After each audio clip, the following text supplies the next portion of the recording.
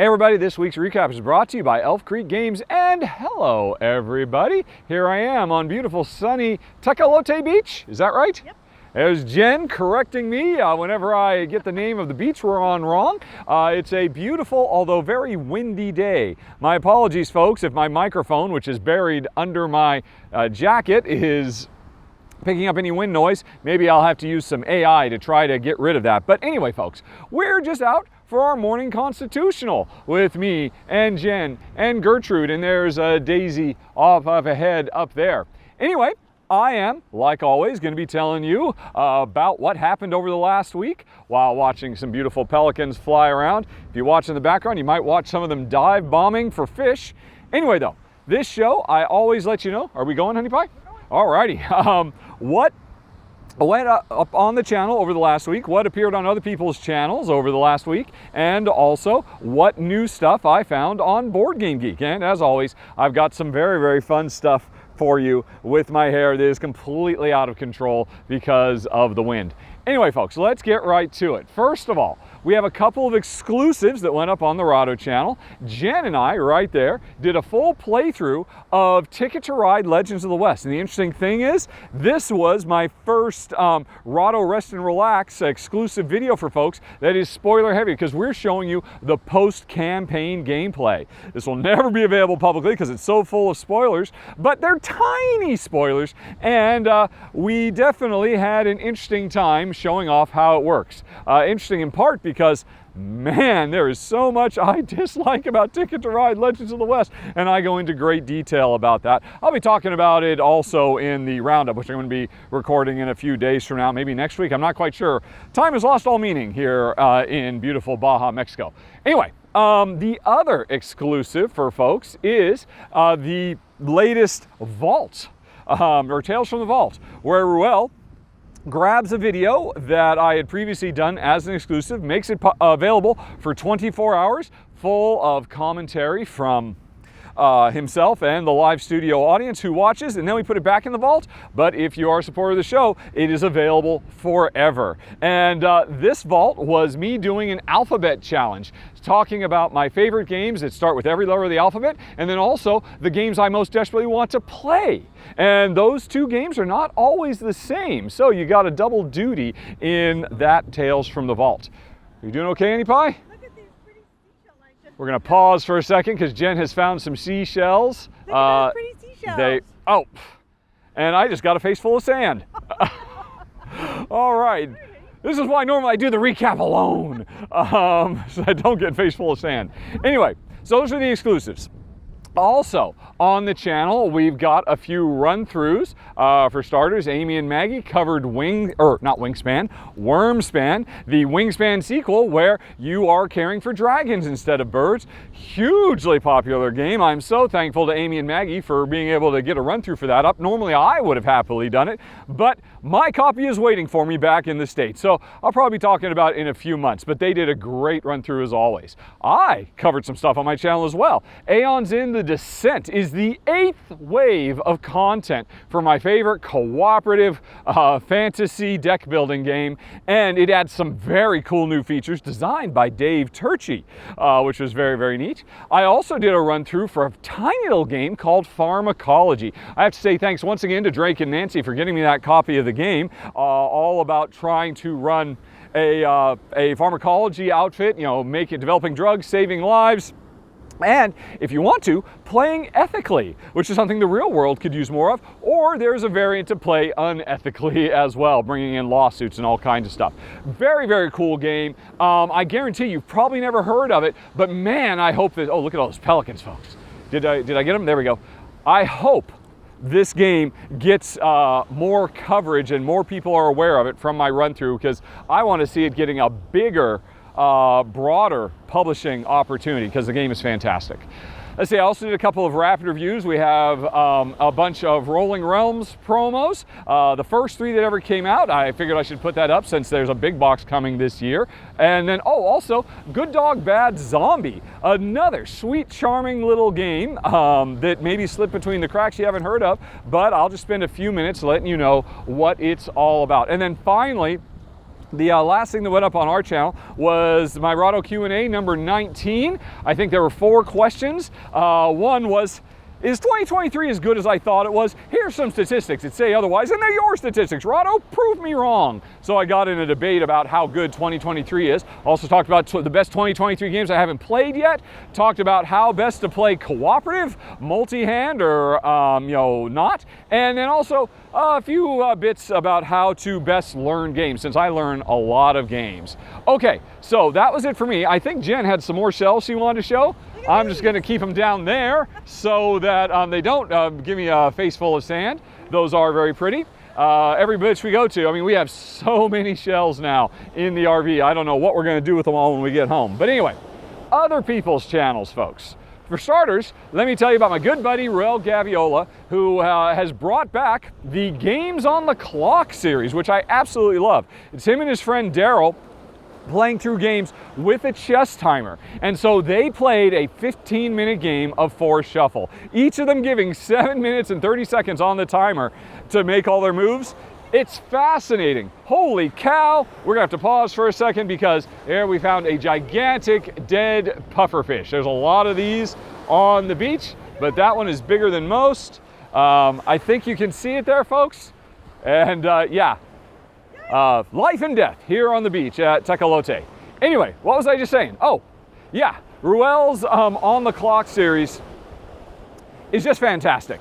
And Force Shuffle is a very hot game. Here's the interesting thing. It almost took them longer to do their final scoring than the actual playing of the game. But it's such a great series to instantly get a sense for what a game feels like because they are just playing full speed. And I absolutely love this series. And if you haven't seen it before, this is a great one to jump in on, the On the Clock Force Shuffle. Then Paul Grogan of Gaming Rules. Man, I am so jealous. I'm maybe more jealous of Paul Grogan than anybody else in board game media because he always gets the early dibs on the new Stefan Feld games. And so this week he put up a video for Nassau. He and his friends, they did a full teach tutorial showing how to play the game and then played a full game.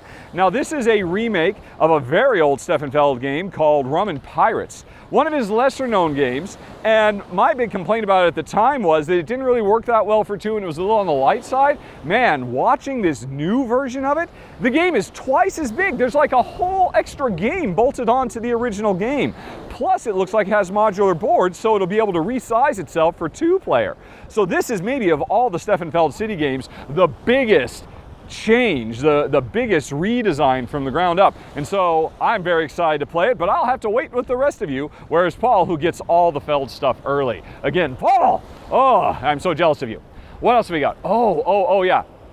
This was nice. The YouTube channel Danny Cha is run by a nice lady named Danielle, who mostly focuses on unboxings and occasional solo run-throughs of games. She did that for a game that is near and dear to my heart, Healthy Heart Hospital, which recently got a reprint, revamp that was done up with a lot of new stuff.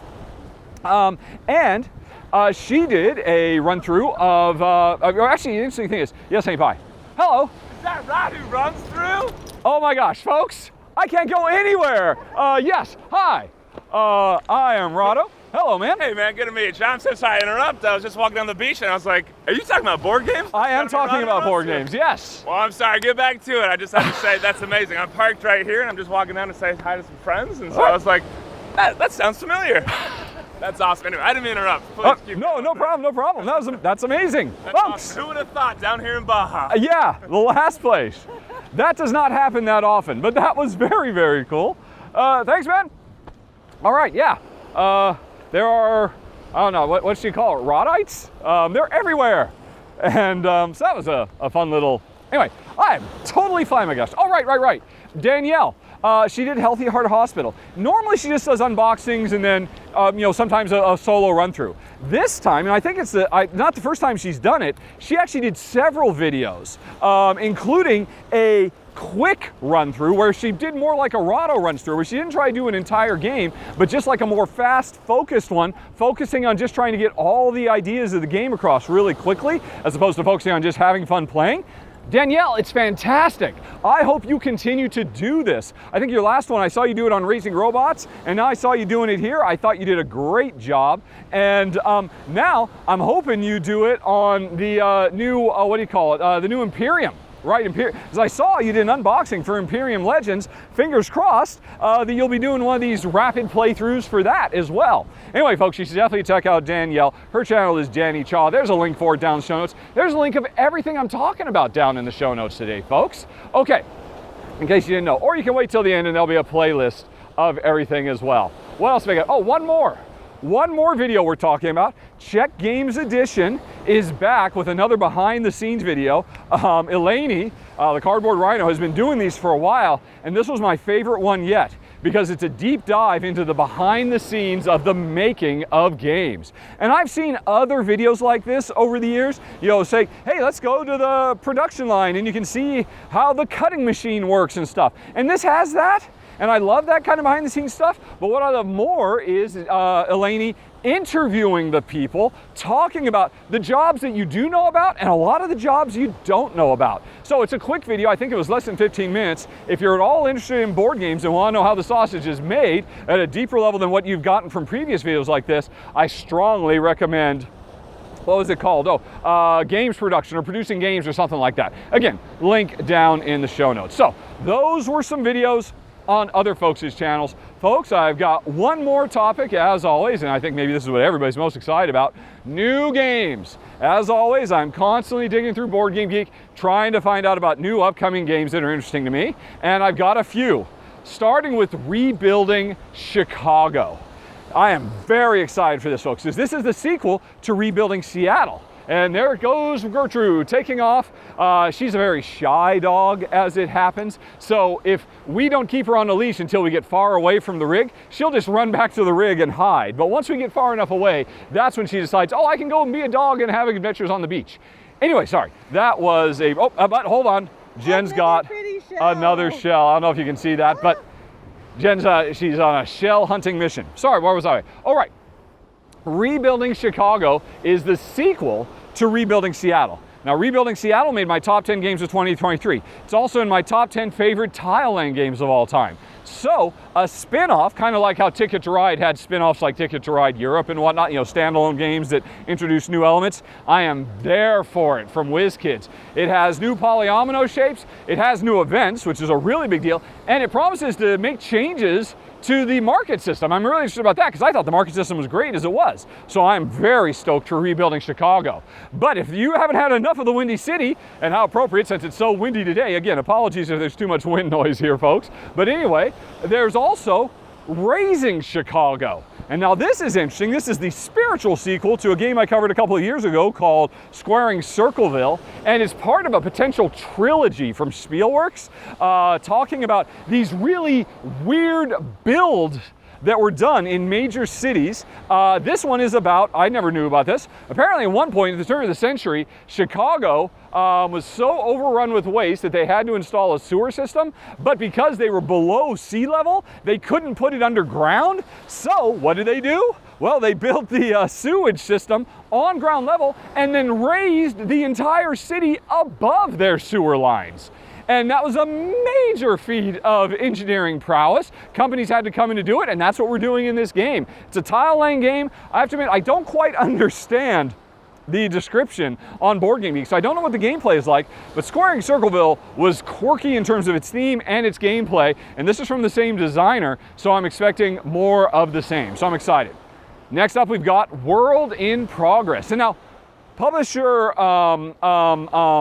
Awakened Realms, they're known for big, bombastic, huge games like Etherfields, Lords of Hellas, stuff like that. But occasionally, they do smaller, little family-level games, and this is one of them. From the co-designer of a previous game of theirs called Flick of Faith, which I thought was brilliant. This one is about, set in the ancient world, Again, I have a hard time kind of grokking exactly what the gameplay is. I'm mostly just going based on the art on the back of the box, which you can see on Board Game Geek. But basically, it sounds like there's a group of tiles in the center of the board. We've got our little meeples on them, and we can slide those tiles around, maybe to get those tiles out so we can add them to our own private things we're building off to the side. I'm not quite sure. Flick of Faith was very, very cool, a flicking game, and one of the things I liked most about it was the constantly changing rules because of the nature of the ancient gods. This game talks about the gods being a part of it too, so will it use that system again? I don't know, but I'm excited to give it a try.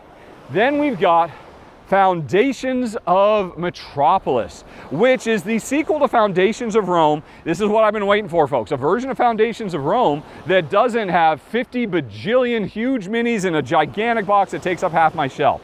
This is just Foundations of Rome, as it always should have been, as a simple little tile laying game, but it's set in the modern day, so I'm excited about that.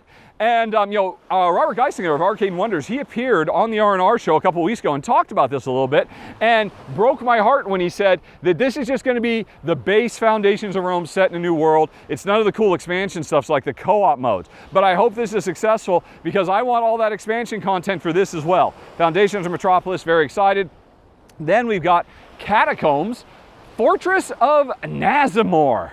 And now, sad news, folks. Supposedly, this is the final of the Catacombs 3rd edition series with, beautiful art by Kwanchai Mori and all that. And it's a great game. I covered it many years ago. It's a dungeon master versus players dungeon crawl where everybody's flicking discs to have their adventurers move around and engage in combat. It's a brilliant game.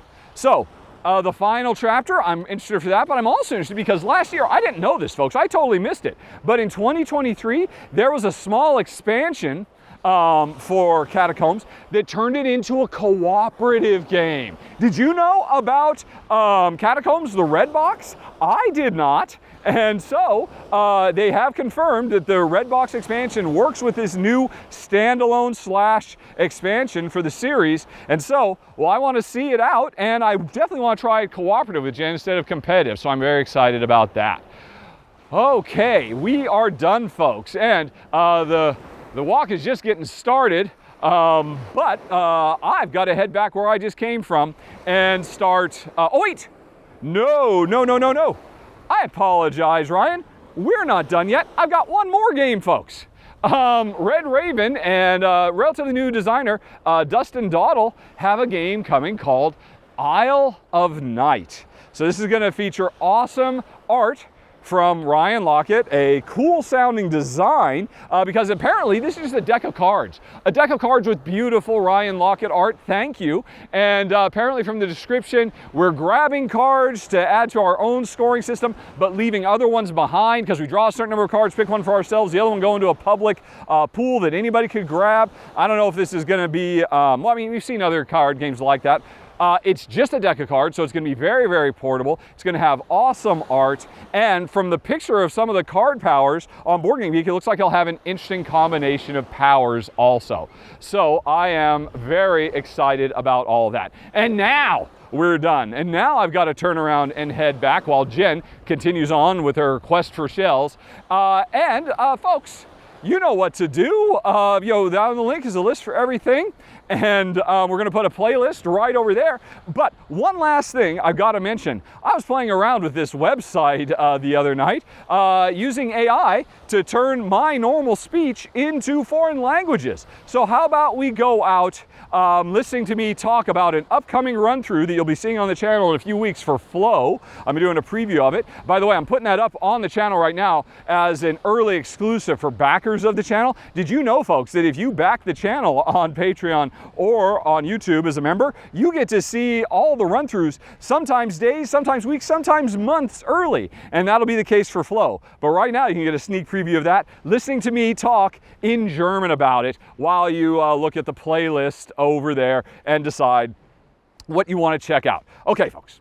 Hallo zusammen, heute auf Roto läuft durch die Genehmigung eines Prototyps von Flow. Aber bevor ich anfange, schaltet bitte eure Untertitel auf den klingonischen Kanal, damit Sie die Regeln verstehen wollen. Ihr wisst was? Wenn Sie das gut gemacht haben, dann willkommen in einem fantastischen, gefrorenen Fantasieland, in dem bezaubernde, vermenschlichte Kreaturen werden auf epische Abenteuer gehen und gleichzeitig versuchen, ihre Gesellschaft aufzubauen, und ich werde Ihnen heute zeigen, wie das funktioniert.